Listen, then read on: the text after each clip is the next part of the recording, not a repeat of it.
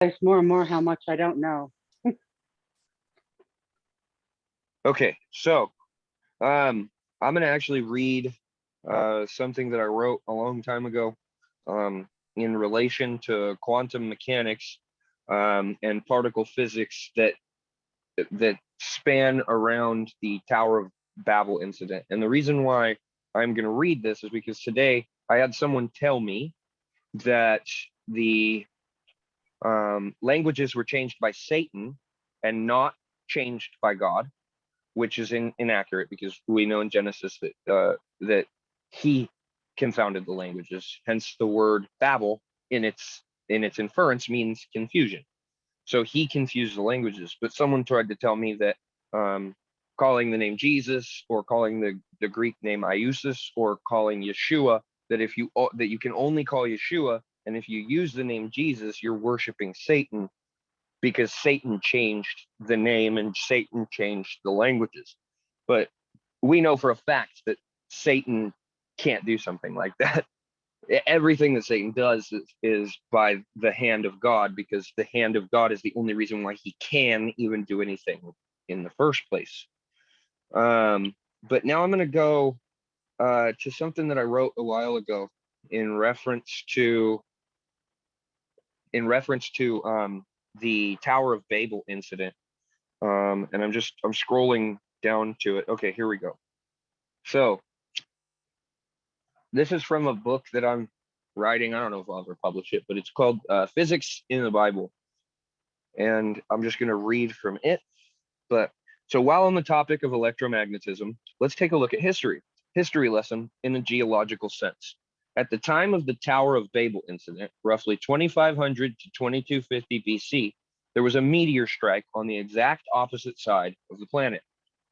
The human brain is a wonderful and complex tool. It runs using small receptors known as synapses. They distribute electrons on a quantum computing level, meaning information is sent based on how many electrons are exchanged between firing neurons, electron packets.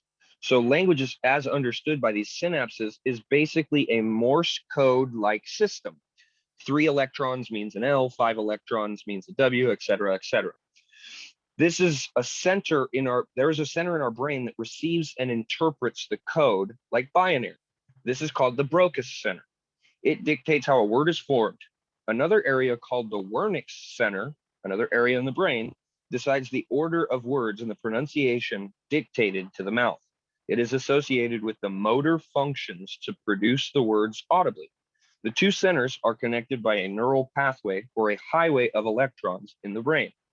This pathway that connects the two language centers can be disrupted to limit the amount of electrons sent through it. This changed the meaning each clump of electrons has. With an electric stimulus, instead of 5 electrons meaning a W, now 5 electrons means an N. This disrupts our ability to communicate. At the time the asteroid hit the planet, we have found evidence of a large cosmic burst of electromagnetic pulses in rock strata found that was dated to that time. If an asteroid is majoritarily ferromagnetic, when it strikes the planet at a certain velocity, it sends out an electromagnetic pulse. This pulse that we have now found evidence for was one of the strongest ever recorded. It sent electromagnetic pulses out in 70 different wavelengths. These pulses traveled through the surface of the planet or traveled across the surface of the planet at light speed. And remember, light speed was 3,000 times faster during the time of Babel. It took them less than 0.00001 to the 8th of a nanosecond to reach Babel. The languages were then confounded in sets of 70. Thus, the 70 base languages we have found all languages to derive from were born.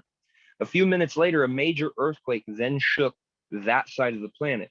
The peoples of Babel then went and settled in prospective areas with individuals that they understood and settled certain areas over thousands of years. Species adaptation began to occur. Those who lived in the snow had light skin, and those who lived in the snowy desert, or those who lived in the snow had light skin. Those that lived in the snowy desert had light skin and slits for eyes. Those of the desert grew dark skin and thick hair to protect from the sun. Those who lived in the mountains grew tall, large lungs to help oxygenate blood. Those by the oceans with direct sunlight grew dark skin, slit eyes, and other protective means to protect from the harmful UV rays of the sun. The division only came after the tower was brought low by God. A question that arises is, why has this not happened again? Simple, yet very complex answer.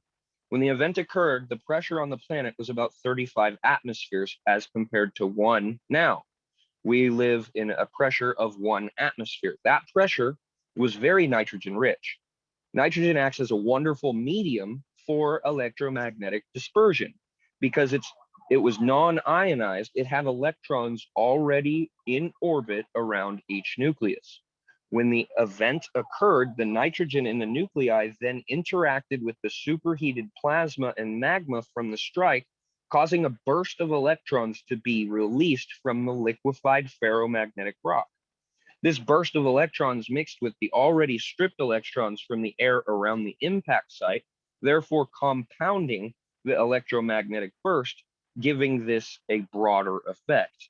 The effect of this was 7 magnetic pulses, each fired in 10 wavelengths, accumulating the 70 wavelengths of the cumulative pulse. Now here's the major factor. The mass of the magnetic material that struck the Earth was around 1 kilometer circumference. And that should say diameter, not circumference. At the time of the strike, the magnetosphere around the Earth was much stronger, about 8,000 times stronger. Because of the size of the object and its large magnetic field, its field interacted with our magnetic field.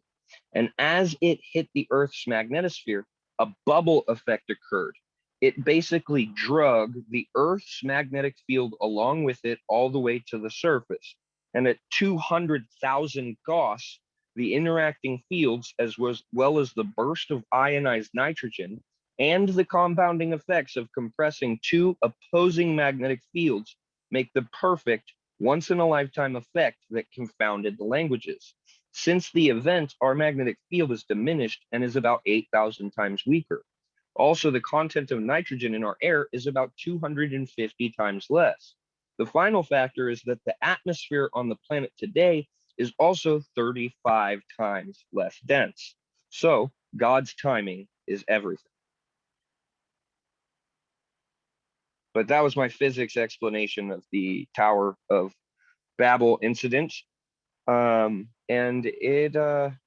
I'm very happy, Rhonda, that you mentioned that God was the one that confounded the languages, and it was absolutely not Satan. And so by definition, Greek and Latin are creations of God's confounding of the languages, meaning that Yeshua's name in Greek and Latin are by design from God. Yep.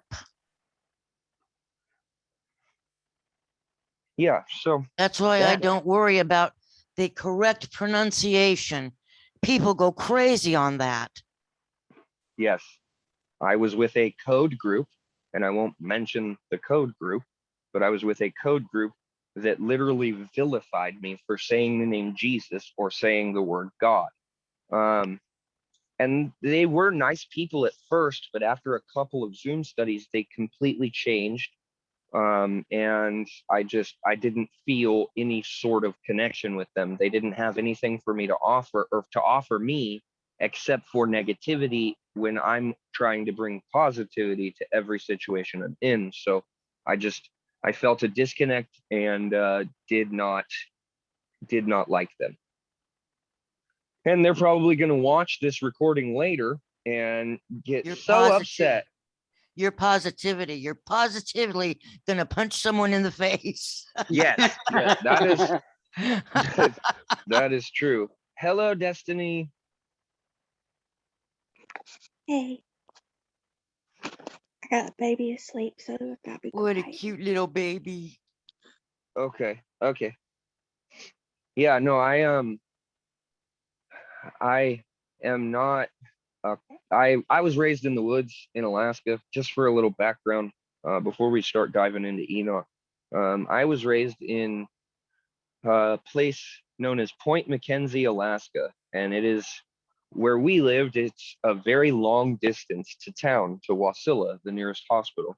And so when I broke bones, or when I hurt myself or cut myself while out hunting or got attacked by an animal, I had to learn how to tend to my own wounds. I had to learn how to make a cast out of something or a splint out of something so that my bones could heal. And some of my bones did not heal correctly. My right toe and my left toe, the knuckle is over on the side of my toes from years and years of kicking things and people in the face. And so I was raised in a place in which it was a hostile enough environment that if I made enough of a mistake, I would lose my life. So I was raised in a fashion in which there is no room for cowardice. You either do what you must do or you die. There's no other option. So that is the type of upbringing I had. And also then immediately following my mother's death, me moving out into the middle of nowhere, Alaska, I got abused for 5 solid years. And by abuse, I mean violent torture, being tied to things and beaten with switches, coat hangers, metal yardsticks, anything that was in sight. Been punched in the ear by my own family member that was supposed to be taking care of me, and lost roughly 50% of my hearing in my right ear, which I'm slowly gaining back, but it has taken years. So I had a very violent upbringing. I went from a loving family at 9, my mother dies, and I go live with a woman who abused and tortured me for years and years and years. So it was either do or die. So then I went from that to California and lived in the very extreme ghetto of California, where I have been stabbed, I have been tased, I've been hit with baseball bats, I've had police batons used on me by people that weren't police. I have had 2x4s cracked across the back of my head. I had a very violent time as a 15-year-old in the middle of ghetto California. So again, that played into my you can't be soft. And if you're soft, you get eaten alive and die. So that is why I am so steadfast. And when people tell me I'm wrong or have issues or want to chase my family around online and make threats to them, then of course I will go from Bible teacher Mike to you don't want to know who I am at this point, Mike. And so that is why there is a switch. Years of cage fighting, years of being in situations that are life or death, where it's a bear is going to attack me and it's running me down and I have to shoot it and stop my rifle from shaking as a little kid trying to kill a bear that is going to come and kill me. And I have 75 feet to do this in before I'm dead. And these are choices that I had to make as a 12, 13, and 14-year-old child. So I'm not soft. And so the way that I deal with people is in that way. And I do apologize if sometimes I come off as rough or mean or rude. It's not meant to be that way. It's just who I am. And God made me this way. And he made me this way for a reason.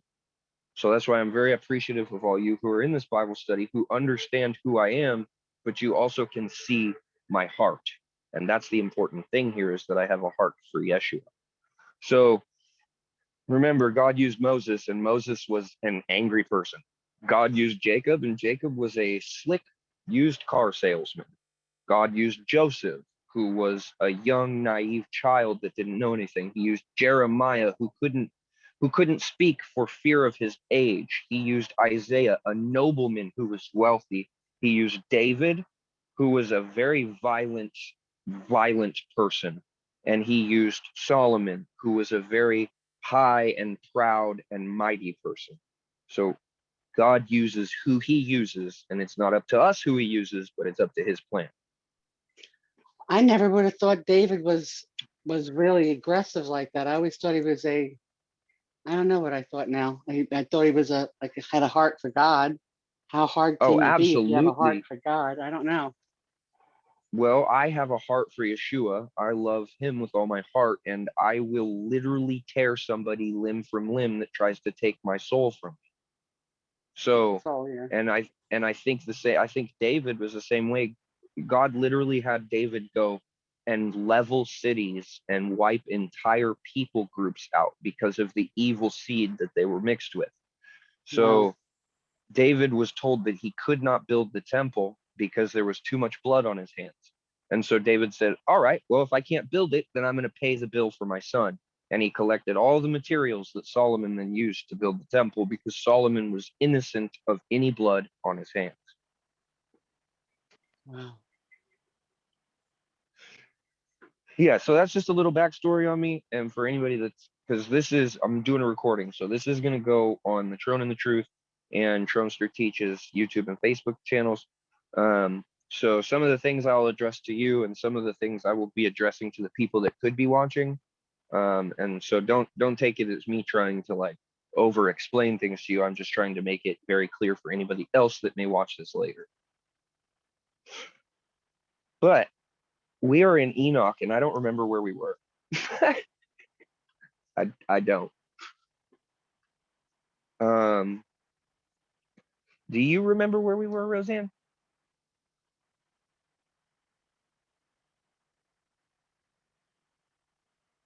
By any chance?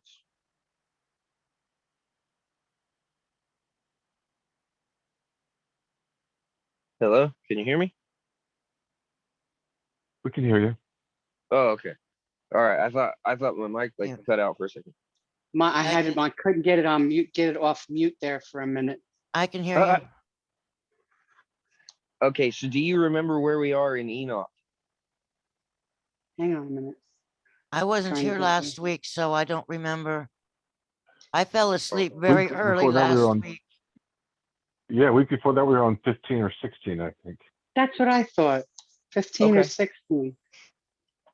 So I'm gonna go. So 15 or 16 is different for you guys than it is for me because I'm in the Sefer app. So, which format So are am I, you by the guys way. going to be reading from? I'm in the Sefer. Oh, you're in the Sefer as well. Okay. Yep, on the mobile. Well, then how about this? Why don't you and I, since everybody else is going to be reading from a different format and we won't be able to be on the same page with chapter, why don't we just use the Sefer and then, are you on your cell phone? Yes. Yeah, I am. Okay, so you called in, right? I did. Okay. Well, let's just start Enoch over. Why don't you go ahead and read since the chapters are kind of short, let's go ahead and read all the way through to the end of chapter 6. And then we'll go ahead and break stuff down. We're just going to go ahead and start over. Do you want to read? I can't really read right now. Oh, okay. I'm not in a place where I could go somewhere where I could move around, but at the moment I'm not. I can't. Okay. Does anybody, Catherine, do you have a Sefer app? Do you want to read?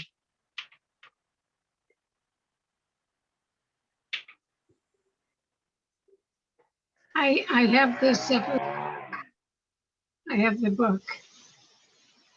Okay. Are you down to read some? Sure. Okay, we're gonna read through to the end of chapter 6, and then I'll go and do a breakdown of it. Okay, good. The word of the blessing of Enoch, how he blessed the elect and the righteous who were to exist in the time of trouble, rejecting all the unrighteous and wicked. Enoch, a righteous man who with Elohim answered and spoke while his eyes were open, and he saw a holy vision in the heavens. This the angel showed me. From them I heard all things and understood what I saw, that which will not take place in this generation, but in a generation which is to succeed at a distant period, on account of the elect. Upon their account I spoke and conversed with him, who will go forth from his habitation, the Holy and Mighty One, the Elohim of the world, who will hereafter tread upon Mount Sinai, appear with his hosts and be manifest in the strength of his power from heaven. All shall be afraid, and the watchers be terrified. Great fear and trembling shall seize them, even to the ends of the earth.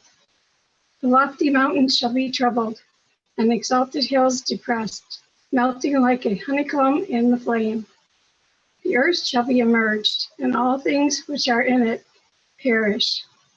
While judgment shall come upon all, even upon all the righteous. But to them shall be give peace. He shall guard the elect, and towards them exercise clemency. Then shall all belong to Yahweh, be happy and blessed, and the splendor of Yahweh shall illuminate them.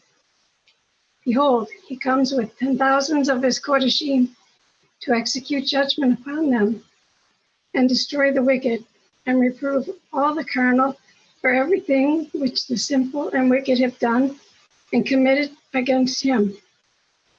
All who are in the heavens know what is transacted, that the heavenly luminaries change not their paths. Each rises and sets regularly, every one at its proper period, without transgressing the commands. They beheld the earth and understand what is there transacted from the beginning to the end of it. That every work of Elohim is invariable in the period of its appearance.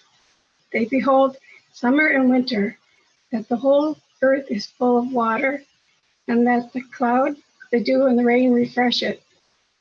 They consider and behold every tree, how it appears to wither, and every leaf to fall off, except 14 trees, which are not deciduous, which wait from the old to the appearance of the new for 2 or 3 winters.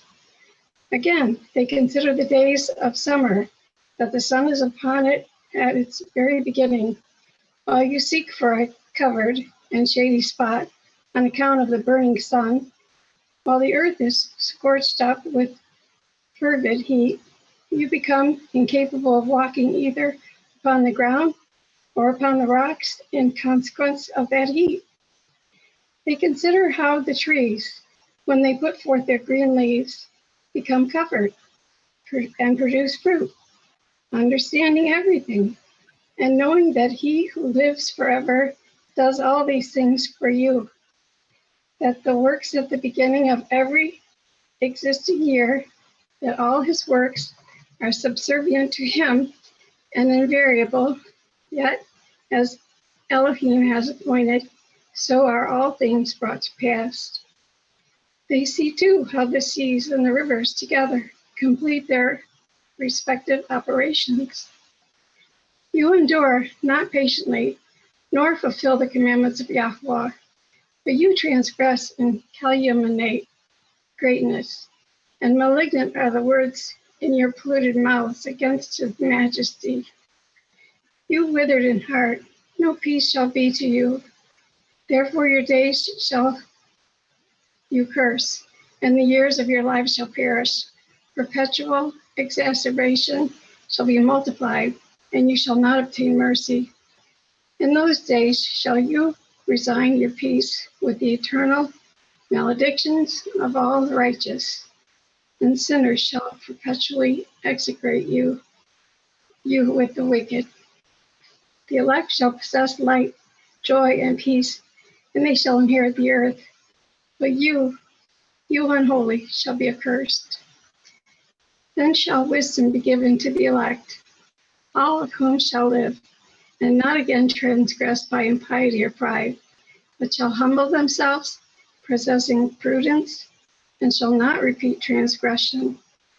They shall not be condemned the whole period of their lives, not die in torment and indignation, but the sum of their days shall be completed, and they shall grow old in peace, while the years of their happiness shall be multiplied with joy and with peace forever, the whole duration of their existence. Hallelujah. Heck yeah. Yeah, that's awesome. I love Enoch. I love reading Enoch. Um, Can you tell me a good Bible book to go to get that? Because I got lost and I can't find a regular Enoch Bible on this app on the uh, the online. the Sefer Bible app, you can buy it for your phone and just download it to your phone. Okay. It's $24.99 or something like that. That's what I paid for it. But it's awesome to have the app because you can like highlight verses and stuff like that. I really like having the app. We also have a hardback Sefer Bible as well. We were doing a Sefer Bible drive, but there are like national shipping issues going on right now. Like the whole country is having problem getting things and stuff like that. Certain items, and I don't know why. Like you order from Amazon. I'm pretty sure everybody orders from Amazon, but you order stuff that from Amazon, and some stuff just comes real fast, and then other types of things just don't show up. Like I tried to order a Bible through Amazon, and it never showed up. I ended up having to get a refund. But if I order like a pack of tube socks, it's here the next day. So I don't know. I don't know if they are cracking down on Christians and those that follow the way, and um, we could be seeing issues there. But yeah, I've been having problems with shipping and stuff like that, and so for the time being, just because of problems with shipping times, we had to put our Bible drive on hold. What chapter did you say we're in? I thought you said 6, but that wasn't 6. Yeah, that was the end of 6. She read all the way to the end of 6. You're in the Sefer, right, Rhonda? Yeah. 6 Yeah, is a the end of very 6 six says is a they very shall not short be condemned. chapter. Yeah, it's 12 verses, but we read 1 through 6. Oh, 1 through 6. Okay. So Yeah, are so we in book 5, chapter 6? book 5. Listen, I'm trying to find a regular one here. The Sefer is I gotta buy that off Amazon. I'm just looking something to have right now.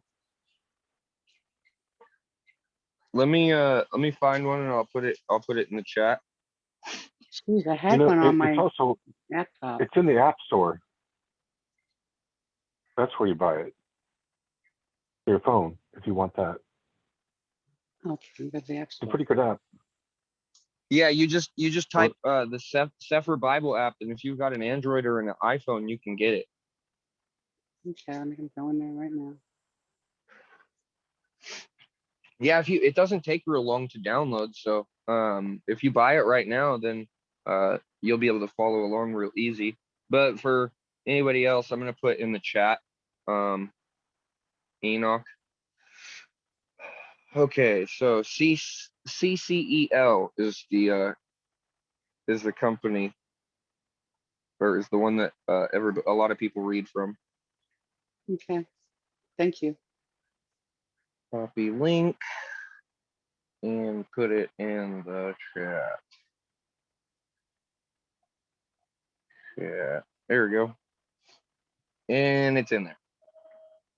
The chapter delineations are different in this.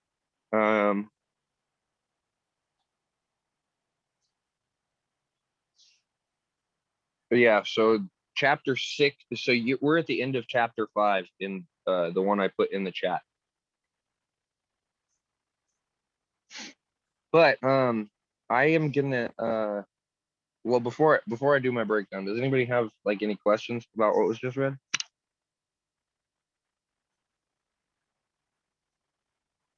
Okay, if nobody's got any questions, then I'll just go ahead and do a breakdown, because there's actually some significant La Palma stuff in here. I don't know if you guys noticed that, but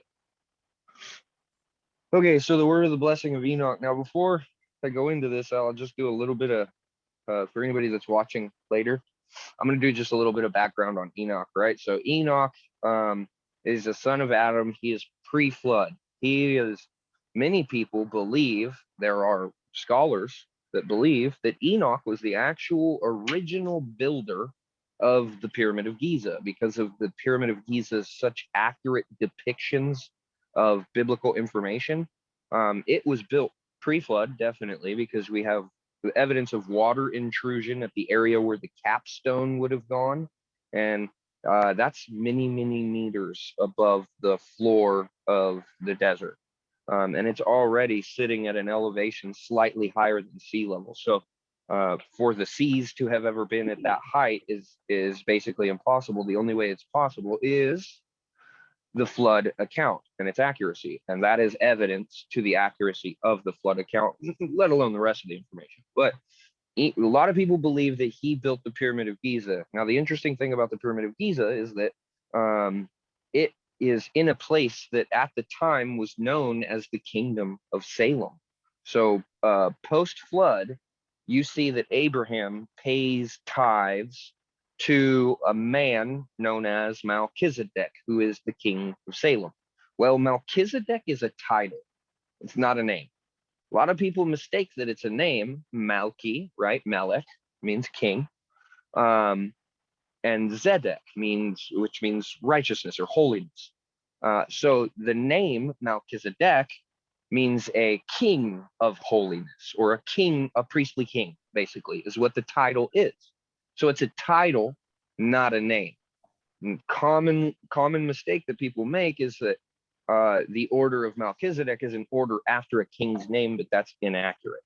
And a lot of people, based on the information in Job and the rough time frame of Job's life, say that he was a king in Salem.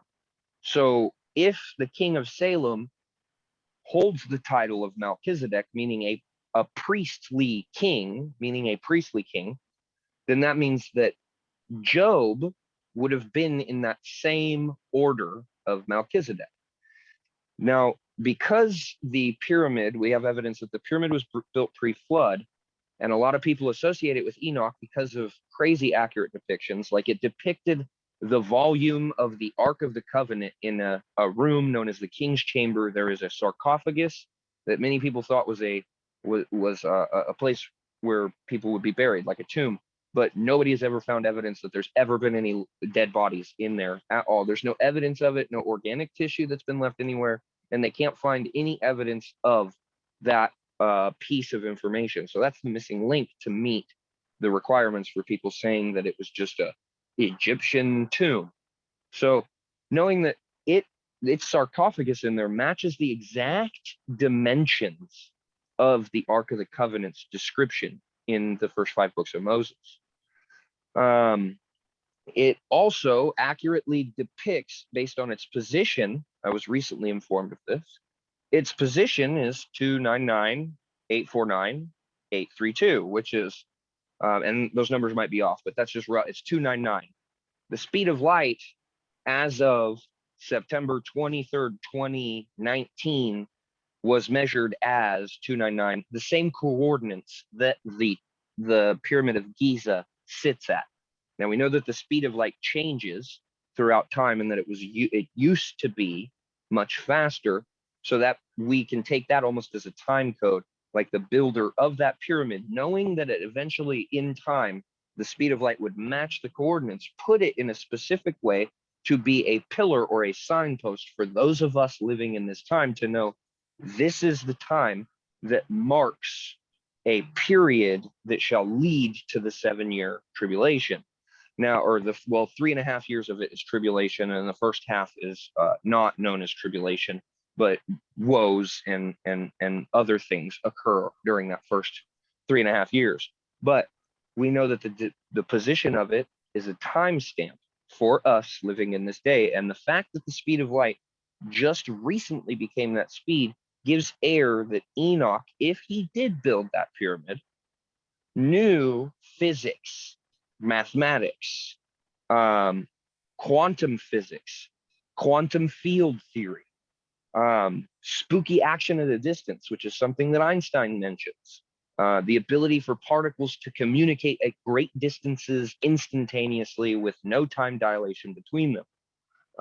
And so Enoch had information that matches our modern understanding of physics and biblical information before it ever became history in the Bible. The Bible was not written at this time. And so Enoch was a very intelligent mathematician, if we are to surmise that he was the first king that built that pyramid. No, he didn't have a title of king. He didn't take title of Melchizedek, but he did live a life that was so pleasing to the Lord that he was taken up at 365 years old. So he is a very important character in the Bible. He is a very important character to our history of understanding scripture, and the information that he shares in this book is of the utmost importance to us living in the generation that he is referring to. Now, the interesting fact here is that this book of Enoch, which I will break some of it down in just a second, that this book of Enoch depicts math and physics in a way that many people nowadays just barely understand. But Enoch had a depth of understanding of these physics principles and constants in which he conveys them in a layman style term that we can understand today, having very little physics understanding. Many people don't have very much physics understanding. It's actually a rarity for someone to even understand the laws and things that govern quantum mechanics. I mean, it's, if you think you understand quantum mechanics, you obviously have never studied quantum mechanics. But Enoch, because he has so much physics information, knowing aforetime the things that will occur and writing his book to a generation in the end, if he is the builder of the pyramid, he would build the pyramid in a way that it would be a signpost to that generation that he is speaking to. And we recently reached a time in which the coordinates of the Great Pyramid match the speed of light to meters, not in kilometers, but it is so accurate down to the exact decimal point of meters in its coordinates on a northerly stretch. So I believe that that signpost was built by Enoch, and the rest of this book is going to give, you will see as we go through this book, the levels of understanding that he has of things that are happening now that we see happening around us. So it is safe to assume, and I don't like to assume because it makes an ass out of you and me. I was taught that when I was growing up. I'm very proud of myself to have remembered that. But it is safe to make the surmisation that Enoch is the builder of the pyramid based on that timestamp that the pyramid had that could only be biblically or spiritually imputed into a man who is blessed by God. And we see in this that Enoch was a righteous man who walked with God. So giving that back history and understanding all of the things that are going to come into play, I'm now going to start to read some of Enoch, and I will do my best to not fix all the translational errors as I'm going through it, but there are some translational errors. So the word of the blessing of Enoch, how he blessed the elect and the righteous. Interesting that it chooses the word elect and righteous, because we know from Revelation that the elect are the 144,000 and the families associated with that 144,000. But we notice that the Gentiles are what are referenced as the sea of the righteous. So it represents the elect as the people that God chose to put in that specific point in time to be leaders, to be men of God, and to gather at a specific point for the things that are going to occur in that time. And that the righteous, these righteous people that stand before God in that day of judgment in his holy hill, we see that the sea of righteous is represented as the Gentiles, the unnumbered Gentiles. And so you see that how, if Enoch was not the builder of the pyramid, then here his delineation between the elect and the righteous would not be inferred into the building of that pyramid. Yet, based on numbers, and I'm a numbers guy, if you take the volume of the queen's chamber and the volume of the king's chamber being the upper chamber in the pyramid, the difference between the volume of those two matches what we estimate the difference between the elect and the unnumbered righteous, or the unnumbered Gentiles. If we give it a number, narrowing it down in scripture, the difference between the two is accurate to the ratio amount of people in those two different people groups. So the fact that just the two chambers, the king and queen's chambers, and the difference in their volume equates to the same difference of the 144,000 elect and all of their families, if you account for 5 family members, right? A wife and 3 kids. If you use that rough math, and that's probably very rough math, but if you then use the queen's chamber to represent what many scholars believe to be an estimated 5 million people, and you look at the volume of the two chambers, you see that the contrast is almost identical using that same type of mathematic formula. So for Enoch to have written that into the building of that pyramid, and then we see here in the very first verse of Enoch that he even delineates 2 different people groups, the elect and the righteous, who are to exist in the time of trouble, rejecting all the unrighteous and wicked. That means that this also, here in this very first verse, happens to be more evidence supporting that Enoch is the builder of that temple. Now to continue, Enoch, a righteous man, who with Elohim answered and spoke while his eyes were open, and he saw a holy vision in the heavens. This the angel showed to me.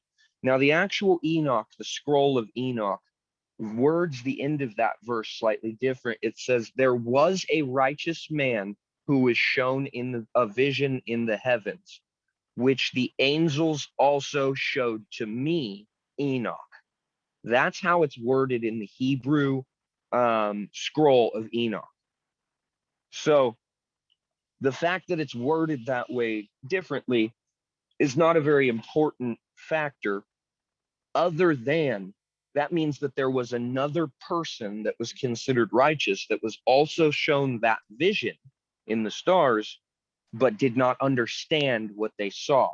This gives air to possibly one of the later patriarchs who were also shown things in the heavens by God, and maybe did not understand and had to get interpretation from an angel. And so this again gives air to the fact that Enoch had foreknowledge of events that were going to happen in the future, and delineates that in just the verbiage that he uses here in verse number 1. And so that is a slight translational error, but it is important to make note of that, because it gives air that, again, Enoch foreknew things before they were going to happen, which we know as history, but he knew his history before it happened. He was remembering the future. So again, more evidence, I believe, to support that Enoch is the architect of that Pyramid of Giza.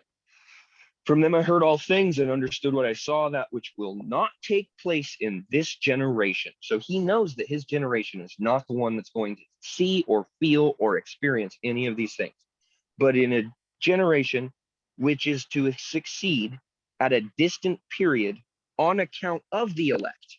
So this here is a time code, because the only point in which the elect are alive is that period in time that is known as the end of the age. So the years leading up to the millennial reign of Yeshua. And another interesting thing that should be taken into account here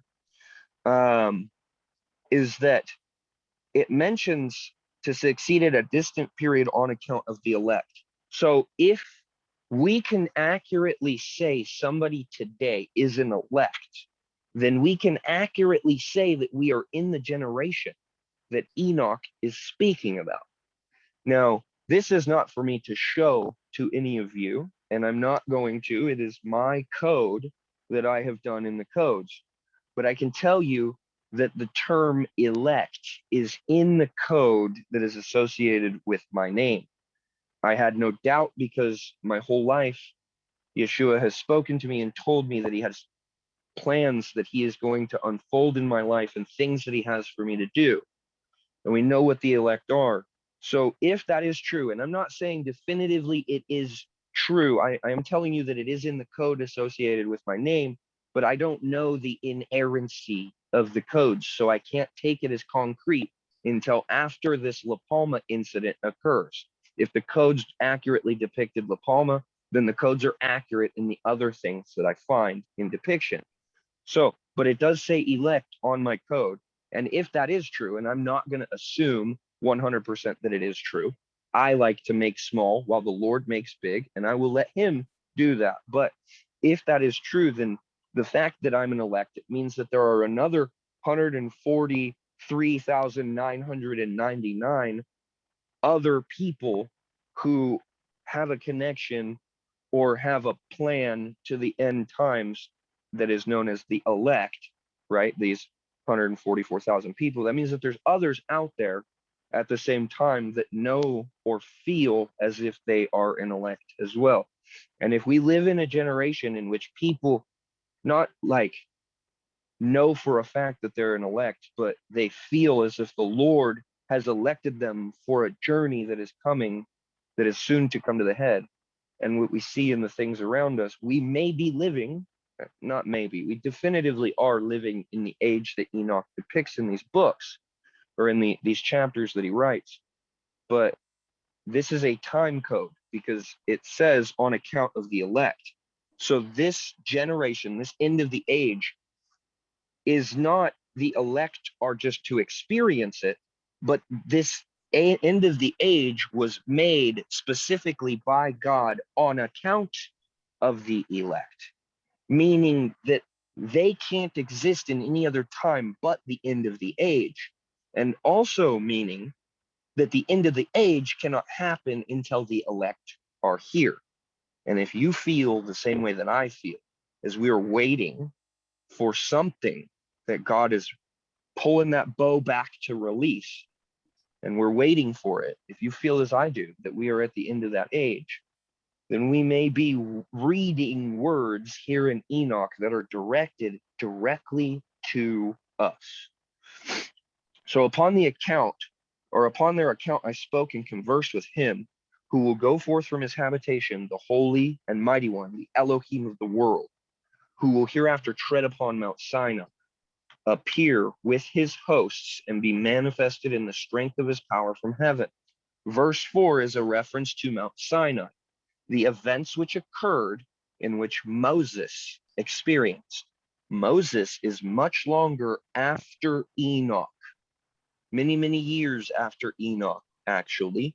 Moses was roughly from 1450 BC to 1500 BC. So there's a rough time period of a portion of his life was in that time period. So if we can take that rough time period, and we see here that Enoch aforementions what will happen on Mount Sinai when the Lord treadeth his foot upon Mount Sinai, and he says to Moses to come to him, and he gives Moses the information that Moses is given. And this is a very important time in biblical history, such an important time that at this time when the law was given, when Moses shared the law with the people, all of those laws and ordinances went into effect. They were already honoring the Sabbath, as we see in the book of Job. They were already honoring the Sabbath, and Job is an older book than the first 5 books of Moses. So the Sabbath was ordained before the law was given. But this point in time in which the law is given is very important, and this gives information showing that Enoch knew about Mount Sinai before Moses was even alive on the earth. So, appear with his host and be manifested in the strength of his power from heaven. And interesting, it says, who will hereafter tread upon Mount Sinai, and then appear with his host and be manifest in the strength of his power from heaven. You would think that those two parts in that verse are talking about the same event, but I do believe that it's saying that will, after the events at Mount Sinai, then appear with his host, which is the end of the age. And the interesting thing, what I think is the most interesting here, is there is a YouTube channel known as El Shaddai Ministries. Sorry for the ambulances and stuff. I live in Texas. People get shot. Anyways, so you'll notice that it gives two separate pieces here in verse number 4, who will hereafter tread upon Mount Sinai and appear with his host and be manifested in the strength of his power. The end of the age and the giving of the law are the exact same distance as the time that Adam and Eve fell to the giving of the law. So again, this gives air to Enoch's mathematic capability in a sense of understanding calendaral information and depicting it accurately. Now, don't get me wrong, Enoch understands calendaral information. I will, when we get to those verses, verses 70 through, or 72 through, or chapters 72 through 80 do not contain heptadic structure in the Bible. And for anybody that's followed along or listened to any of my studies, you've heard me speak about heptadic structure and the importance of the sevenfold structure of the scriptures. Enoch contains heptadic structure all the way up to chapter 72 through 78, which just happens to be the cycles of the luminaries and what many people use to support flat earth. Those are actually additions that happened in the 4th century AD by a rabbi that then wrote 2 consequential books of Enoch, Enoch 2, and the 3rd, which is the Testament of Metatron, which are both false books. But from the time that what many scholars have come to agree, and I have a friend named Mike who does videos on this, but the time that Adam and Eve fell was a specific year BC. And if I will link on my Trone in the Truth page one of his videos where he breaks it down. But in essence, from the time of Adam and Eve's fall to the giving of the law, it was 3,330 years. From the giving of the law to where we live now, it has been 3,330 years. That makes for this year to be the 6,660th year from the giving of the law, give or take north and south a few years. That is very significant, the year of man. Now, the fact that we see here that verse 4 is cut in half by 2 separate events, appearing with the host and treading upon Mount Sinai, and from the end of the age to Mount Sinai, it's the same distance as from the beginning of the age to Mount Sinai. Almost as if he's giving you air here in Enoch, saying, look, this is another timestamp. And you will see many timestamps throughout the book of Enoch. Now all shall be afraid, and the watchers be terrified. Great fear and trembling shall seize them, even to the ends of the earth. Do we live in an age where great fear and trembling is gripping the entire world? I believe that we do live in that age where it is gripping the entire world. The lofty mountains shall be troubled, and the exhausted hills depressed, melting like a honeycomb in the flame. It actually uses wax. It doesn't say honeycomb. in what I've seen of the Hebrew version of this. So, but melting like wax. And we live in a time where more landslides, mudslides, and volcanic activity are happening than any other time in recent history. The earth shall be emerged. The coronal mass ejection that just occurred literally immersed the earth in radiation, which is causing these things to happen. And all things which are in it shall perish, while judgment shall come upon all, even upon all the righteous. That is a bad translation. There should be a not inserted here. So while judgment shall come upon all, not even upon all the righteous. That would be a more accurate way of depicting this. It says, it's basically saying that the righteous shall not receive judgment, but to them shall he give peace, and he shall guard the elect, and towards them exercise clemency. So he is, now notice there's a delineation between the two people groups, the righteous to give them peace and guard the elect, and towards them exercise clemency or mercy. Then shall all belong to Yahuwah and be happy and blessed, and the splendor of Yahuwah shall illuminate them. Man, it took me like, that was 8 verses, and it just took me almost 30 minutes to get through that. So I'm going to go ahead and pause here and let anybody ask any questions that they wish to ask before I continue breaking Enoch down.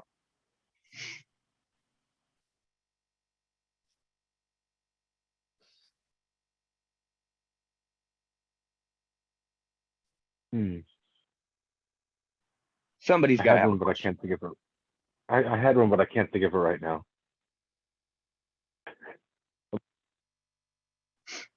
Okay, well, then I'll just continue breaking Enoch down. I just want to be gracious and let everybody get their questions in, because I'll end up hogging the mic. So, Mike, hogging the mic. That's funny. Okay, so Enoch 2, behold, he comes with 10,000 of his holy ones, or Kodashim, to execute judgment upon them and destroy the wicked and reprove all the carnal for everything which the sinful and wicked have done and committed against him. So this is the verse in which Chuck Missler, who is an amazing teacher, says that this makes the book of Enoch a false book because it's a slightly different translation than what it says in Peter and what it says in other books of the Bible and other prophet books, talking about coming with 10,000 of his angels. Now, this is the area in which Chuck Missler builds his argument against the book of Enoch. Yet, he studied the book of Enoch heavily. Now, it's common practice among biblical teachers that the apocryphal books are a no-no. You can't teach or learn or read them or take them as inspired scripture. And if you do, you are ousted from biblical communities. So I believe he ran an evangelical church. So I do believe that he was being intelligent with what he was doing by reading from the book of Enoch and teaching from the book of Enoch in some instances, but also saying this isn't inspired scripture. I believe he was covering himself so that he didn't end up with major backlash. And I believe he also did the same thing with following Torah. I believe Chuck Missler, because he abided by the feasts, he didn't eat pork, he didn't eat any of the things in the biblical dietary laws that were stated as unclean. He followed the Sabbath with his wife Nancy. So I believe that he was an underground Torah observer, because again, in evangelical communities, it's a no-no to be a Torah observer, which I don't know why. But it's a no-no to follow the laws that God was like, hey, this is my law, follow this. It gets me every time. It's funny. But so now notice that he comes with 10,000 of his Kodashim to execute judgment upon them and destroy the wicked and reprove all the carnal for everything which the sinful and wicked have done and committed against them.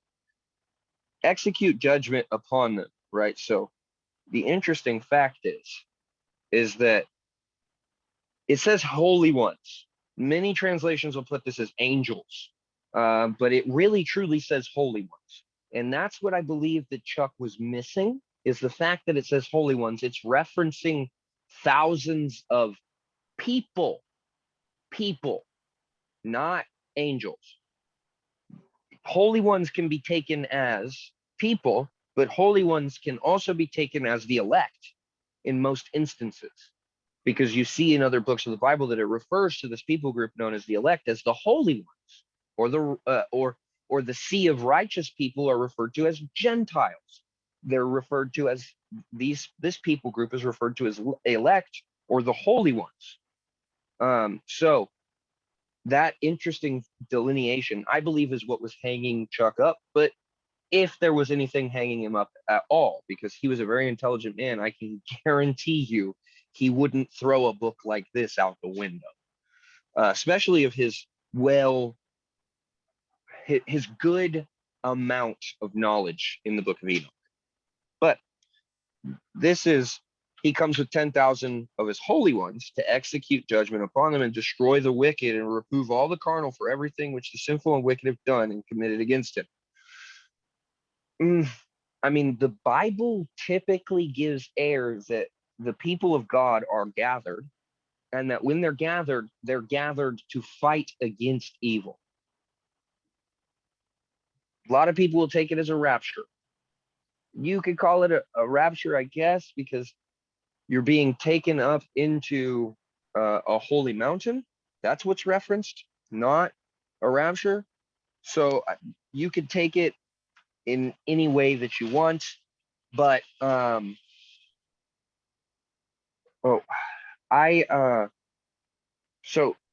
if you could try to think of your questions. I have to get my kids out of the car real quick. This is just going to take me 1 sec. I'm just going to grab my daughter out of the car. Just give me 1 second. You got it. She's probably too young to drive.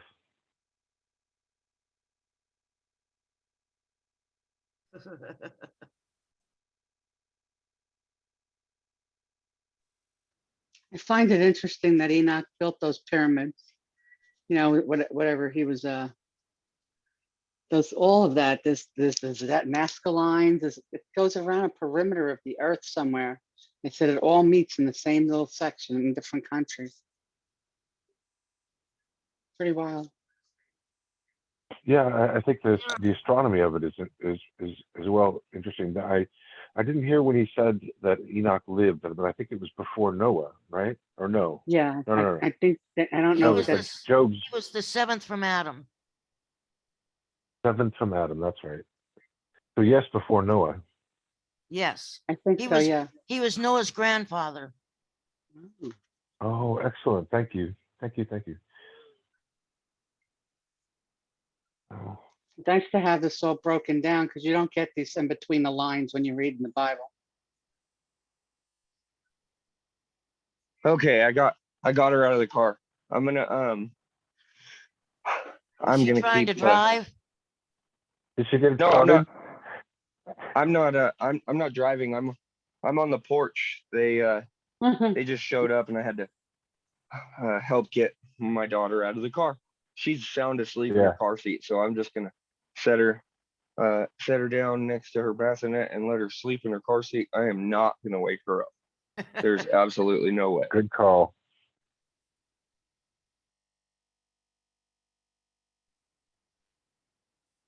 Okay, so we were going into Where are Enoch we? 3. Yeah, we're in Enoch 3. That's where I was doing my I had finished breaking down 2, and I was going on to number 3. Does anybody have any questions before I keep going? Nope. If not, I'll keep breaking it down. So now all who are in the heavens know what is transacted. That is a physics dimensional statement. What you don't get there is, just like in Ephesians when it says that we cannot understand what he is, but when he comes and changes us, we will be like him Therefore, we will see him as he is. Now, what a lot of people don't get is that's a mathematical dimensional statement. We cannot fully comprehend the dimension in which Yeshua fully resides. We cannot see him for as he is. He has to come and show us himself in a way that we can comprehend, because again, 5th, 6th, 7th, 8th, 9th, 10th dimensionalism are things that we cannot understand. To think about it in the same sense as the person in a video game, let's say you create a video game. A lot of people play Grand Theft Auto. It's this big open world video game. I'm not advocating for it. I'm just going to use it as an example. But there are people in that game, and it's a massive amount of multiplayers in a huge city with houses and cars and everything, just like real life. Now, the video game character in that game, do you think it can comprehend reality? Do you think that its brain in that game has the ability to comprehend us outside of that reality existence for them? No, they would not have the mathematics capability to understand that. Now step up to the 4th dimension, because that's a 3-dimensional world. Step up to the 4th dimension, in which time is a thing.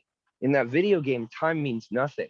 The character will sit there for all of eternity and continue pouring a drink, or continue washing clothes, or continue driving around the streets for all of eternity, because time doesn't exist in that game. Time has to be outside measured. So we have to measure or infer time into something that we create as a reality, a video game.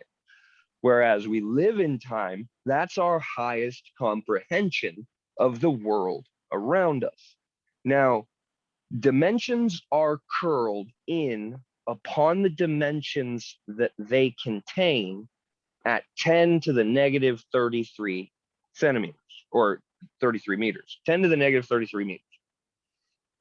Very, very, very, very small measurements. Actually, the smallest measurement that is possible, and the smallest time measurement, is 10 to the negative 43, 43rd power. So these two smallest units of measurement, that unit of measurement is the next dimension. It's hard for you to wrap your mind around it, but in a mathematics sense, our dimension is made up of the things that are in the 5th dimension. And the things that are in the 5th dimension are made up of teeny little versions of the 6th dimension. So every little fiber of our entire being is made up of all of the dimensions that are above it. So that means that the place in which God chooses to do his things and dwell, which is the 10th dimension, by definition, the fabric of our entire universe is made up of God in his dwelling place. Mathematics has proven this. So what you see here is all who are in the heavens know what is transacted. Time is not a thing for the people in the heavens that are knowing the things that have happened from beginning to end. Time isn't a thing for them. Just like if you play a video game and you've played the video game and if you beat the game, made it through all of the levels from 1 all the way to the end, you know how the whole game is played. And if you go back and play it again, you're basically predicting what is going to happen. The same thing is true for anybody that is experiencing time for us with no time.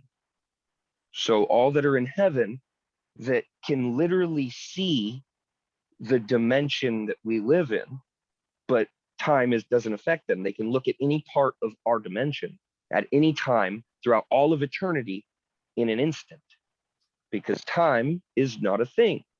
Time and measurements are not things. And so we see here Enoch having an understanding of hyperdimensionality, saying all who are in the heavens, they already know all the things that have happened. He is like telling you the inerrancy of the spirit, the inerrancy and the ability for the spirit to be accurate in everything all the time, because time is not a thing there. That the heavenly luminaries change not their paths. Interesting. I love that it got translated this way. The Hebrew word here is K-O-H. or Q-U-W-N, kuun. So this is the Hebrew word here that mean that many Bibles translate as established or firm. It does not mean established or firm, but it means set in its path, unable to be moved from the path it is sent in, and orbit in space.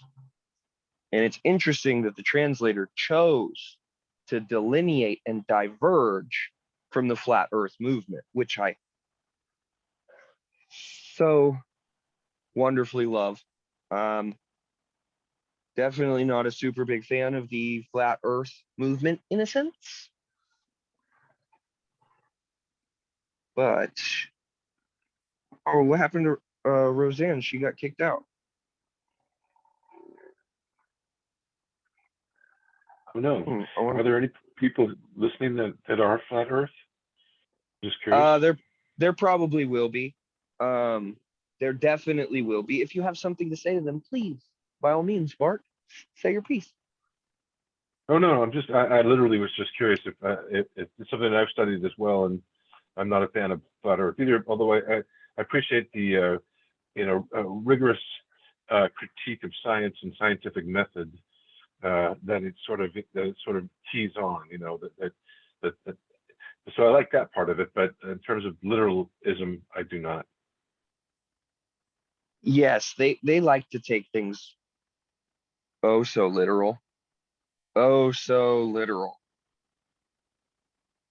Yeah, and there's this soft thinking whenever you get to it. They have good talking points, but when you get just beyond the talking point, they get really frustrated, make really strange conclusions, including this one guy that took a flight somewhere and he had a camera set up and he kept it at the window and he kept saying, "Nowhere do I see a curve. Nowhere do I see a curve." And it's like, well, because you're at 30,000, maybe 28 to 30,000 feet, and the curvature of the Earth is very clear, just a little bit higher, right around 40 or 50,000 feet. You can really see it then. So yes.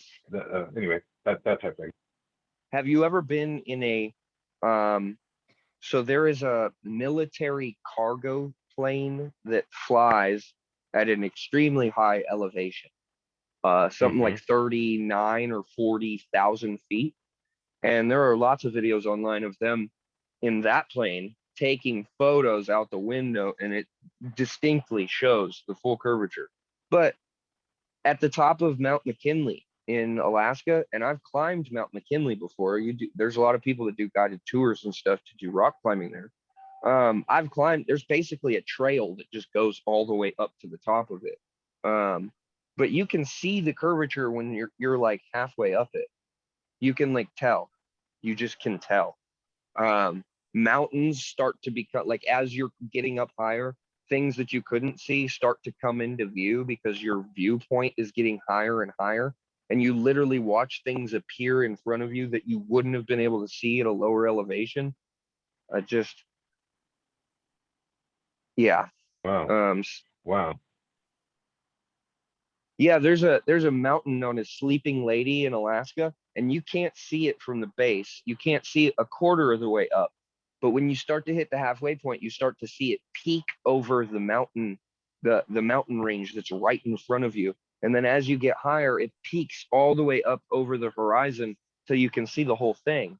And from like 16,000 feet all the way up to like 22,000 feet, you can see Sleeping Lady. You can see the mountain known as Hatcher's Pass. Once you get all the way to the top, you can see pretty much all the way down to the coast. Wow. I would just be so curious as to the effect of gravity up there. I've been up on Mount Rainier, but nothing as high as that.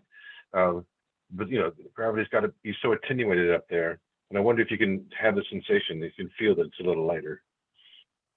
Not only, well, it's not lighter because you had to have breathing equipment, and so the whole thing was heavy. The whole thing, carrying all of that equipment and stuff, it's all just so heavy. So you don't really, and by the time you get to a point in which you need it, and they so the guided tours that go up to McKinley, they'll have people for safety precautions put it on at like 12 or 13,000 feet. But yeah, you don't really need it at that elevation unless you're a complete novice. And a lot of the guided tours, because the trail is pretty much so wide and easy to walk, and it's not, I mean, it is hazardous, but it's nowhere near as hazardous as like Mount Everest, because it's a highly tour populated area. So the trail going up there is basically like a walking trail for most of it, except for a couple of ladders and things that you have to go up. But yeah. Hey, listen, I don't mean to take us down a rabbit trail if we want to get back to the book. Oh, yeah. We were definitely going down a rabbit trail. I was kind of waiting for Roseanne to make it in. I don't know what happened. I think she got booted, but I'm not sure. Oh, okay. She said, yeah, she'll be back in a bit. She got booted. Okay, so all who are in the heavens know what is transacted, that the heavenly luminaries change not their paths, that each rises and sets regularly, every one at its proper period, without transgressing the commands. So again, this is talking about orbits, rises and sets regularly. What? Flat Earth. Why would it say rises and sets? How can a sun set on a flat Earth model? It can't. So interesting. You know what I'm struck by right there is the connection between where it says commands, and we're talking about the standard model of physics, right? Of orbit, of motion, astral motion, and yes, gravitation, and it uses that as a command, but it's a physical law, is it not? Yes, it is. Gravity is one of those forces like electromagnetism that permeate. So gravity is dictated by our dimension, but electromagnetism permeates dimensions below and above. So yeah, commands would be something that has to happen in our universe. I mean, the thing I'm understanding, the question I'm asking, I understand the physics behind it. The question I'm posing is that it says without transgressing the commands. We're used to that in the in the Torah, of talking to us about the commandments and the things that we should not transgress. But it's using, I wonder if it's the same words it's using here in the sense of a orbital transgression and the commands in terms of obeying the rules of staying in orbits and rotation and centrifugal force, etc.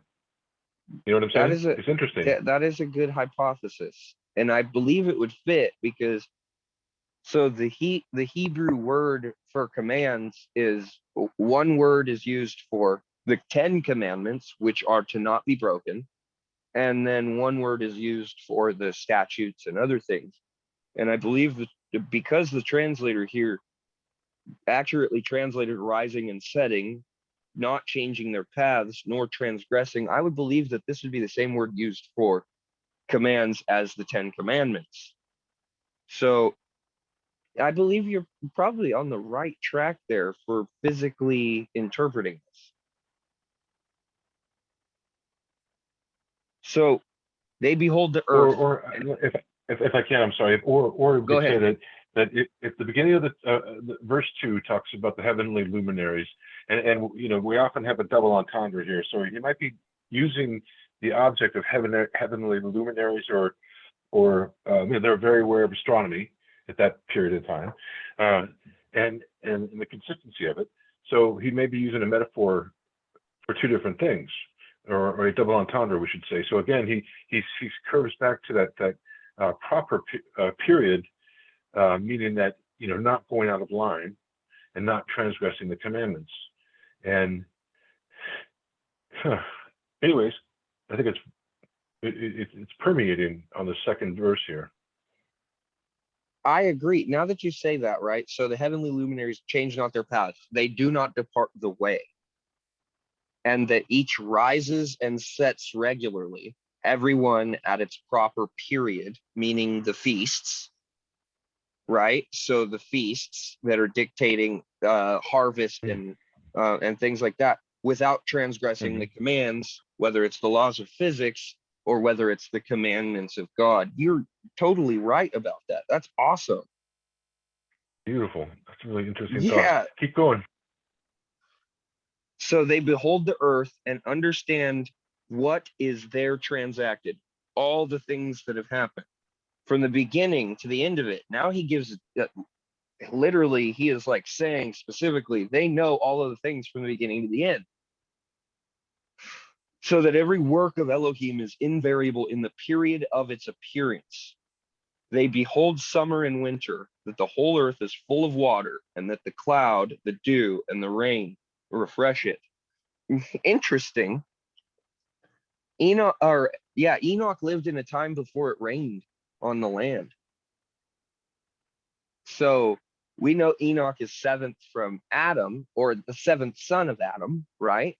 So Enoch lived in a time when it said that it didn't rain upon the land or the earth or the eretz. That doesn't mean the whole world in a sense. It can be used as the land place, the place divided from the water, right? So when it says that, it gives error that it may have rained out over the water, but it never rained on the land. It was a dew and a mist that came up and watered everything.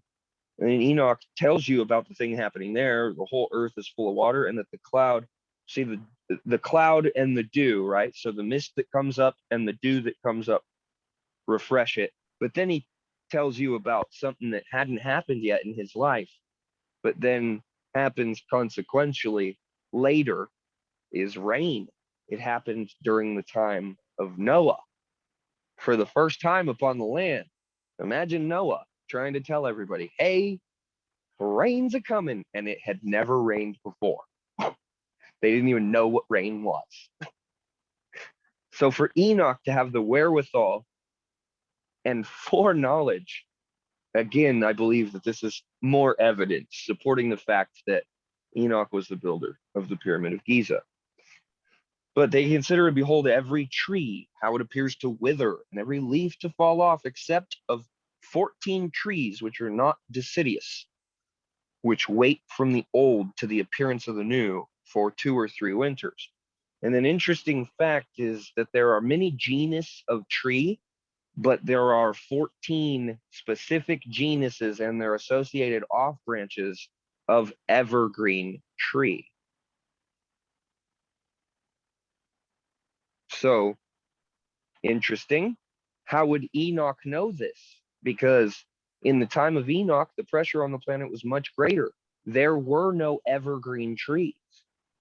They by definition could not exist in that nitrogen content. So these trees, so when you grow a tree in a very rich, nitrogen rich environment, if you like, so for anybody that's ever grown a plant, and some people have grown bonsai plants, a bonsai tree is a very finicky tree, and I'll use it as an example. It requires a specific content of soil and nutrient. It must be trimmed in a specific way. It's one of those things that, like a baby, that you have to take care of forever. It takes a specific type of nutrient content. Now, the evergreen needles, they are a result of trees that grow in a place with lots of snow. So they are literally a species of tree or genus of tree adaptation that takes place because of an ice age that happened in time. During the time of Job, there is a giant ice age. You can read it in Job 30 somewhere. I forget which number specifically, but it talks about the ice age that he was living through. So a consequence of that ice age is evergreen trees. They literally had to develop a way to have their photosynthesis needles, which these needles provide photosynthesis, but to not lose them when they get cold. And so this is an adaptation. These 14 trees then developed during that ice age period. And so by definition, these trees didn't exist when Enoch is writing this information. And here's another bit of information that'll give air to the fact that Enoch is inspired scripture. If this was a contrivance, right? So if somebody in the 14th century or somebody in the 4th century, sorry, not 14th, but if somebody in the 4th century who wrote 2nd and 3rd Enoch lived in a time period in which information was not as readily as accessible as it is now, and to have that level, if you were to write this in the 4th century, to have that level of understanding of physics and archaeology that we currently have, which is not possible, by the way, for them to have that knowledge, to know that these 14 specific trees that don't have their leaves exit, for them to know, for Enoch, right? So if this is not written by Enoch, for a man that lived in a time when those trees didn't exist, and then for a rabbi or whoever may have contrived this is what people say, for those that may have contrived it, how would that rabbi in the 4th century have known whether or not evergreen trees existed during the time of Enoch? So remember, he's speaking of a last generation, and Enoch, having inspiration from God, is seeing into future generations, seeing the things that are going to occur there. Evergreen trees, having not been in existence during the time of Enoch, the only way for him to have known about these trees was to have been shown something by the Spirit. The only way for if someone was to contrive this, to have known those bits of information and to contrive Enoch's understanding of physics, not even having an understanding of physics at that time, gives air to the truth that this is an inspired scriptural book.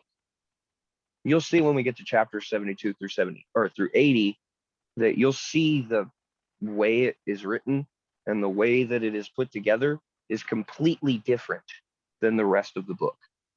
And so you'll be able to just tell in the style of writing that, yeah, that was an additional piece of information that was added, let alone the division of the haptic structure, which is the underlying structure of sevens, which is incontrivable. So let's go in Enoch 5 again. They consider the days of summer, that the sun is upon it at its very beginning, while you seek for a covered and shady spot on account of the burning sun, while the earth is scorched up with fervent heat, and you become incapable of walking either upon the ground or upon the rocks in consequence of that heat. Again, we have to understand Enoch's sheer physics understanding, okay? So consider the days of summer. During the time of Enoch, there was no winter. There was no winter.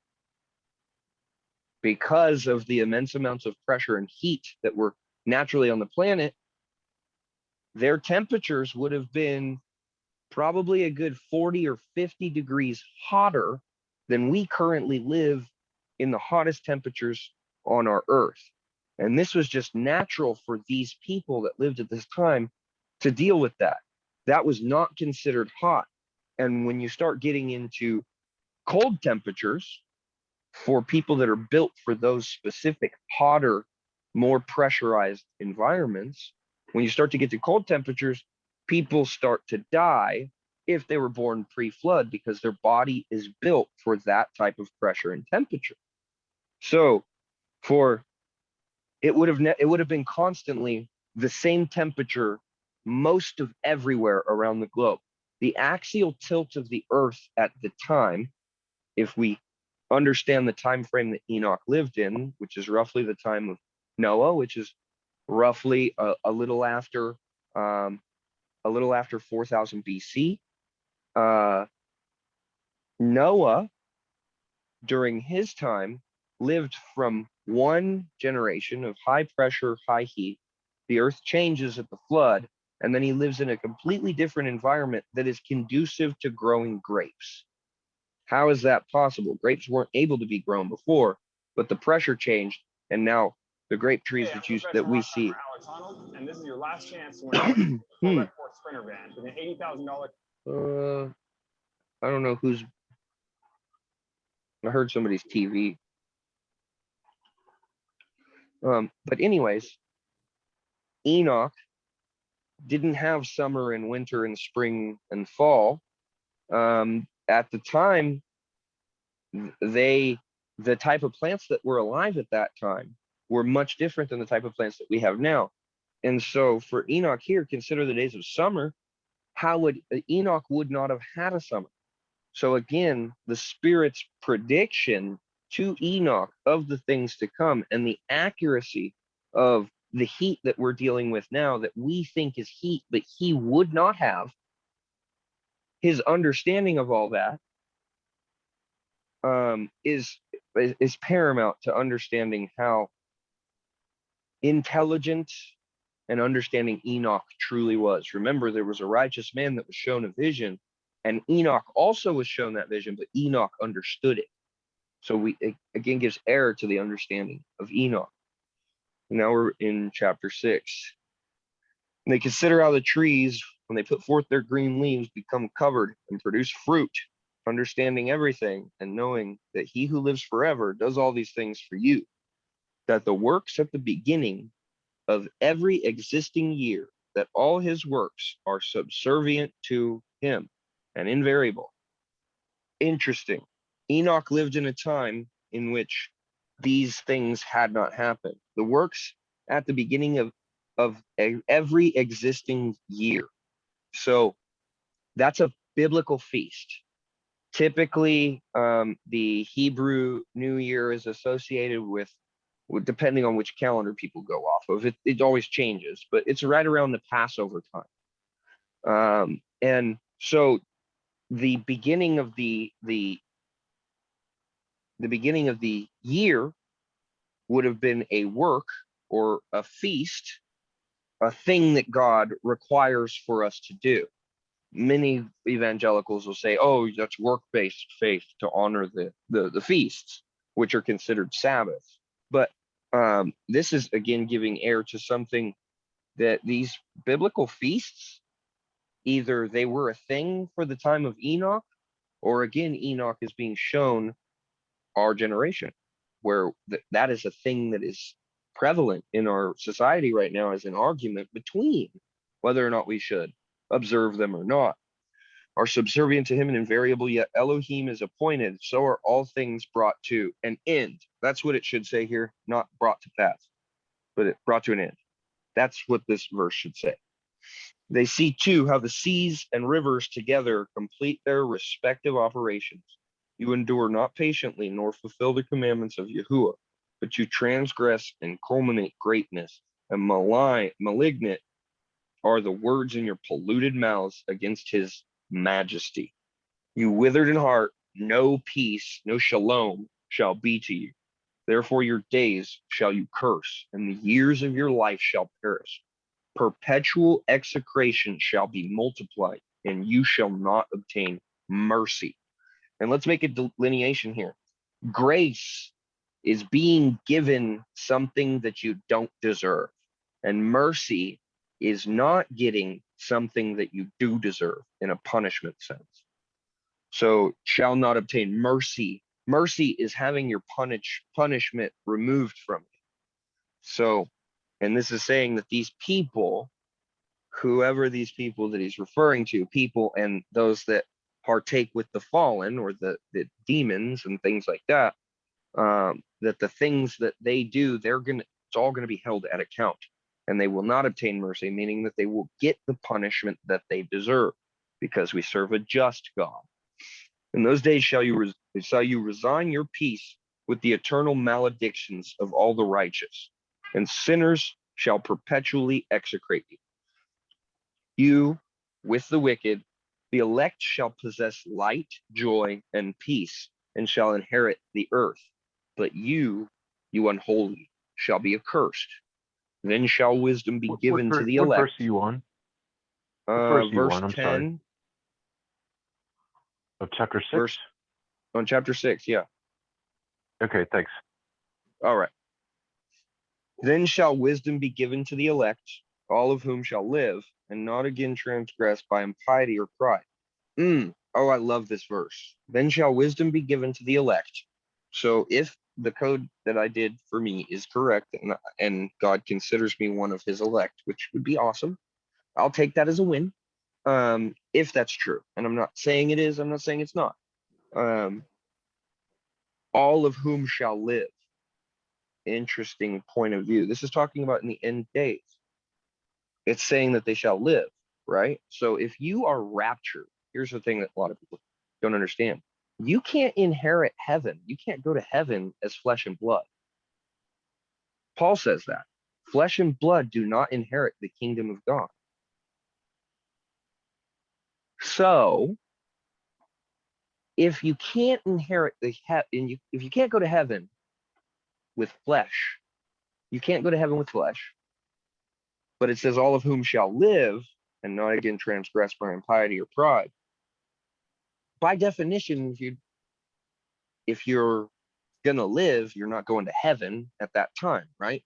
Meaning that all of these people, these elect that are going to make it through, are going to make it through and be gathered alive, not raptured up in the sky and changed into spirit beings, but alive, flesh and bone. So, but shall humble themselves, possessing prudence, and shall not repeat transgression. They shall not be condemned the whole period of their lives, not die in torment and indignation, but the sum of their days shall be completed, and they shall grow old in peace, while the years of their happiness shall be multiplied with joy and with peace forever, the whole duration of their existence. Praise Yeshua. That's awesome. Yeah, so that is all the way up to Enoch. We got through 6 chapters. I don't know. Do you guys want to keep going, or give me your opinions here? Maybe we could clarify a little bit on this chapter. You know, I was looking at verse 4, and it says, "But you transgress and calumniate greatness," meaning pretend to be great, right? That's pride. "And malignant words are in your polluted mouths against his majesty." And what is the word his majesty? Let me go look in my interlinear, and I'll tell you what the Hebrew word is. Majesty. It's funny, whenever there's passages like this, you try to figure out, like, okay, I don't do that. Oh, I kind of have done that. Oh, I used to do that. Well, still battle with this one, type thing. But I'm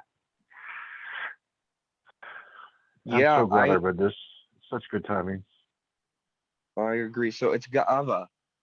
So the word is pride, majesty, a rising up, swelling of the sea. But the actual word meaning majesty is Ga'ah, G-A-A-H, but it's Gimel Aleph He.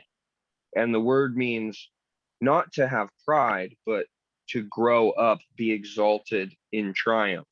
So when it says here in Enoch, and with polluted words in their mouths against his majesty, it's actually they're speaking against his victory, is what it is here. Not his, it doesn't mean majesty in the same sense. Yes, his achievement of Yeshua on the cross. I mean, it's not, yeah, I mean, I understand it. Okay. You're saying it's a forward-looking statement. Yes, exactly. Because right here, so it says they don't fulfill the commandments of Yahuwah, but transgress and culminate greatness. So you do something evil and then put yourself as righteous for doing that evil act. What's going on right now with the people that get the thing, and then looking at other people that didn't get the thing and telling them how much of a POS they are for not getting the thing, and how great of a person they are, and how much they care about their neighbor for getting the thing. I believe that that's a timestamp for today, my friend. Yep, that's exactly my situation here. My neighbor. Oh yeah. Well, so remember, back. your neighbor is a person that is going to dwell with you and not fight against you. Neighbors Yeah. dwell I together. got good relations. I got good relations with everybody. I'm a good neighbor. I keep my side of the street clean. So, but That's good. just below the surface, I don't think we would share a lot of meals together in much happiness. I think, and that's Mm, okay. I got some of them. Yep. And the But front lawn friends, where you kind of wave at each other on the lawn. Hi, good to see you. You yeah, look great. Haircut, fantastic. right. Type thing. That's front lawn friends. Yeah, your best friend.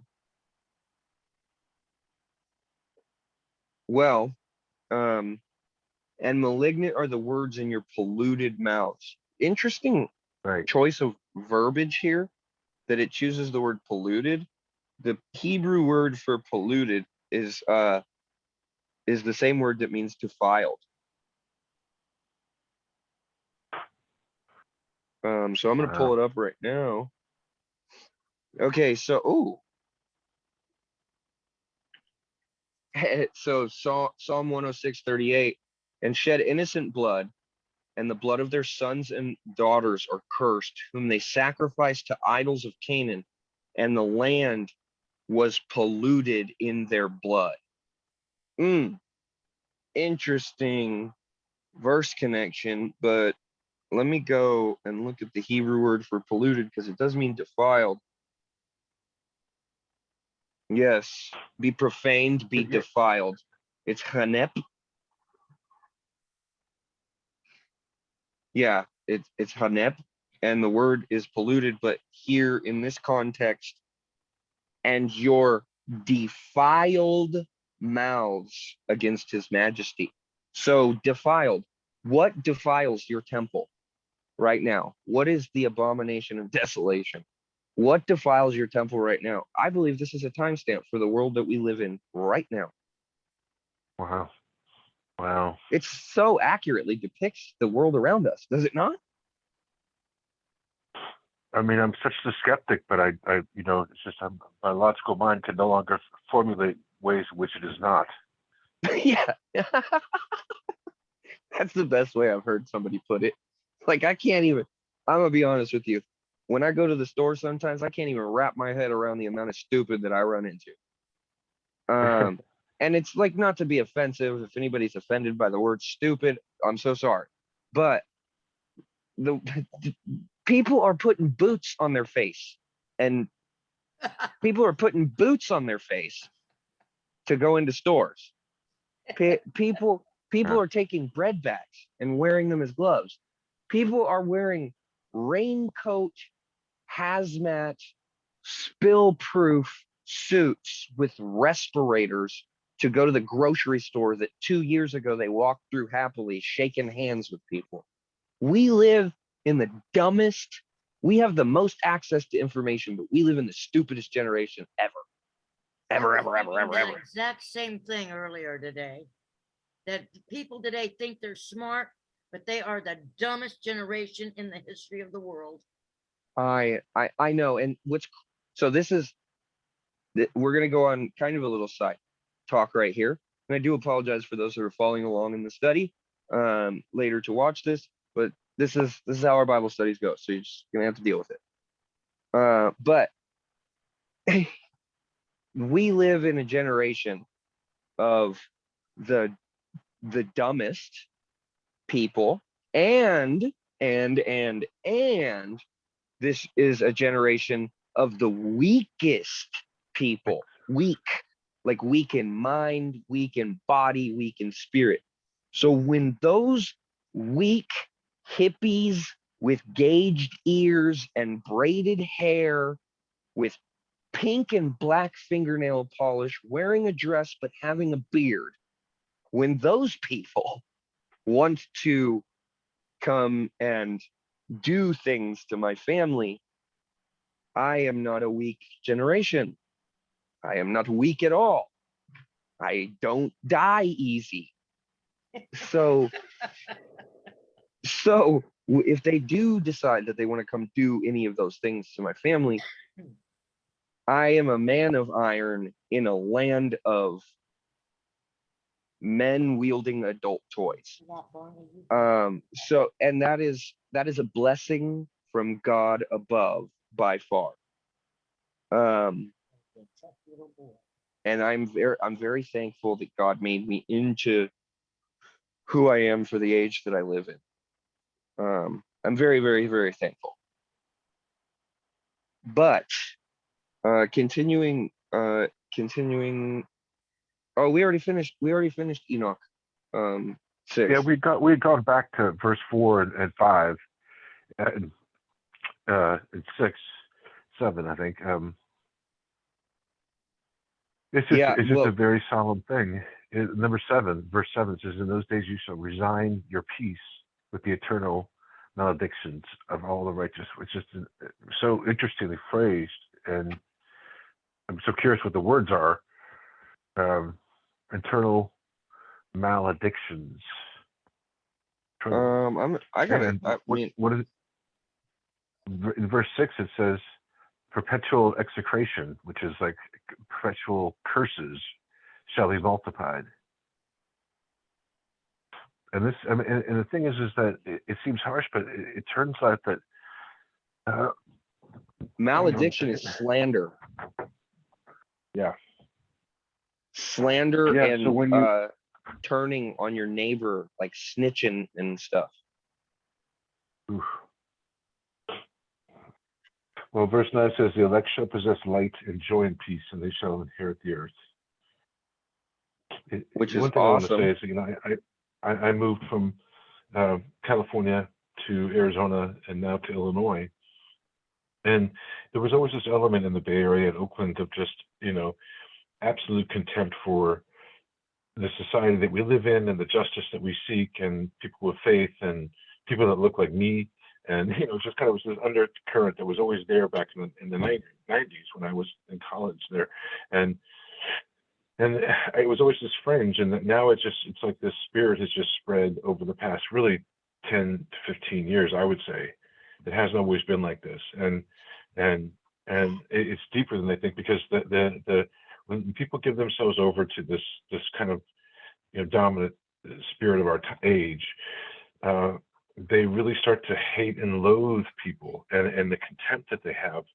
And I'm such an optimistic person. Like, I don't see it. I respond to people and have a good day, and just like this. And all of a sudden, your spiritual eyes open, and you realize that these people, they have just the things that I think are good, they think are bad. The things that I think are bad, they think are good. And it couldn't be more stark. And it's just pandemic. It's just across the country, maybe I guess around the world in some way. So I think it's come so fast, it's little bit by little bit, then all at once it just happened. And starting this year for me, I mean, most of the country would see that 2020 election, I think, was the clincher and turning point of the unveiling. Oh yes, it was. This it's funny because the codes. I'm from the Bay Area too. I spent a lot of time there. I used to work in San Francisco on a daily basis. I love the subway for 15 years. I'm from East Bay. Oh, really? So me too. Where from? Contra Costa County. Oh, what? That's funny. I lived near Martinez for a long time. My birth city is actually Martinez. Oh, that's where my son was born. What? That's funny. Small world. My daughter was born in Concord, world. but my son was born in Martinez. Yeah, I was supposed to be born in Oakland Hills for Concord. 22 years. You're where? Oakland Hills. Oh, uh-huh. Oh man, I did so much work in the Oakland Hills. That's actually the only way you could get me into Oakland, is if I looked at your address for my customer and it said the Hills. I was not going to something that was on like 5th Street. There's no way. I was born in Oakland, but I never lived in Oakland. My dad was in the Navy, so I was born at the Naval Hospital. Oh yeah, Oakland's a bad place. I spent time there in the Navy area, the ports. But I lived in the Delta. Aren't we all glad to be out of California? I miss home. I mean, I was born and raised there. I miss the California that used to be the way I grew up when too. California was a red state. And When you could have guns. I'm 68, so I remember California when, I mean, my family went there in covered wagons in the 1800s. I've got my roots there in California, but it has definitely changed a lot. Yeah, I spent most of my time in California living in the South Lake Tahoe area. So I lived in South Lake Tahoe as well in I the love early Tahoe. 70s. In the early Tahoe. 70s, Yeah, there were I'm- only 3 casinos. It was Now there's small like town. 90. Yeah, there was only 3 casinos back then. Sahara, Harrah's, and I forget the other one, but it was small town back then. It was only busy on the weekends. Those fires that are happening in California are totally like, it talks about like the western part of the land burning up and all kinds of stuff. And it's interesting how accurately it depicts the stuff that's been going on with the United States, all of the current events that are going on, and then especially with La Palma and all the codes that I've been finding. But it's interesting you said that all the stuff heaps up and then it just happens all at once. Like there was a turning point and we went from being kind of good to just crap in a hurry, Mhm. in a hurry. And then it says that in the codes that that when the waters break, it's going to speed up even more. So that's going to be interesting, I believe. But hey, so I have broke down all the way through Enoch 6, and we've been on this for about 2 hours. So I'm going to actually end the recording, and then we can talk more. But before I end the recording, I'm going to go ahead and pray. Thank you, Yeshua, for this time. We worship you on bended knee.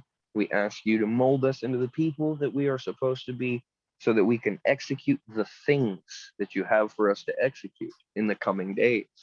And should this water break, should this happen, as the codes and what I believe biblical scripture has depicted, should this La Palma event do occur, and you accurately showed me how it was going to happen beforehand, I ask that everybody that has seen and understands and listens will be gone and out of the place, taken out of the way, so that those terrible things may not happen to them. As I know that you will make happen, as you have said, the elect shall possess light, joy, and peace, and they shall inherit the earth. And so I thank you for that mercy and grace that you give to us all. In your holy precious name, Yeshua, we thank you and pray. Amen. Okay, so I'm going to end Amen. the recording and then we can talk. How do I end the recording? New to Zoom. Okay.